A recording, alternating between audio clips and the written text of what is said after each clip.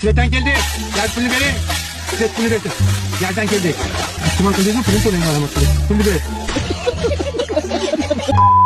Yo, hello YouTube ahlisi bilan men Asr. Bugungi videomizda biz o'tgan videoda obunachilarimizga ko'ra Warden haqida video oldik. Bundan oldingi qisqa epizod albatta hazır edi. Kanalga obuna bo'lib videoga like bosib qo'ying. Biz esa videoni boshladik. Stop, o'tgan videoni bir tahlil qilib ko'raylikchi. Kelinglar buni 3 bosqichda tekshirib ko'ramiz. O'tgan videomizda jami 33 ta ko'rishlar soni bo'lib, unda 7 ta like va 7 ta komment ham mavjud. Xo'sh, hozirda esa kanalimiz aktivi anchagina qaytib qolibdi. Yaxshi, bizda tomoshabinlardan obuna bo'lganlar ko'proq ekan, kelinglar shu 63% ni 100% qilsak. Buning uchun tezda kanalga obuna bo'lib qo'ying. Endi esa videoni boshlaymiz.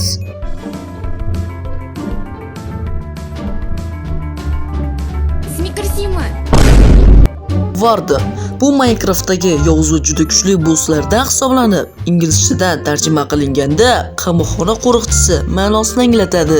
Ushbu maxluq o'zining sirli o'tmishi va ishlab chiqarish jarayoni bilan bog'liq ko'plab qiziqarli va kam ma'lum bo'lgan faktlarga egadir. Warden ishlab chiqarishining ilk bosqichlarida u Stalker deb atashgan. Avvalgi g'oyalarga ko'ra, u totemlar biomida haykallik qotib turishi va o'yinchi uning ko'kragidagi kristalni olishga uringanda uyg'onishi kerak edi. Mojang kompaniyasi yaratuvchilari uning hatto birga bir o'lchamdagi bloklar orasidan o'ta olishi ustida tajriba o'tkazishgan, ammo bu g'oya esa keyinchalik rad etilgan. Wardenning dastlabki ko'rinishlari ancha qo'rqinchli va qonli holatda dizaynlashtirilgan. Ammo Minecraftning umumiy uslubiga mos kelishi uchun hozirgi ko'rinishga keltiriladi. Xullas, shunday qilib hozir biz bilgan Warden Minecraftning 1.19, ya'ni The Wild Update versiyasida qo'shiladi. Warden faqat Deep Dark biomida, ayniqsa Ancient City qadimiy shahar hududlarida uchraydi. U oddiy moblar kabi o'z-o'zidan paydo bo'lmaydi. Agar o'yinchi Skulk Shrieker blokini 4 marta faollashtirsa, ya'ni shovqin solsa yoki tepasiga chiqsa, Warden shu ondayoq yer ostidan chiqib keladi.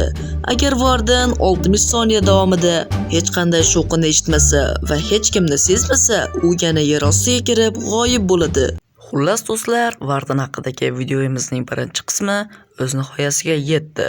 Keyingi videolarda ko'rishguncha xayr, sog' salomat bo'ling.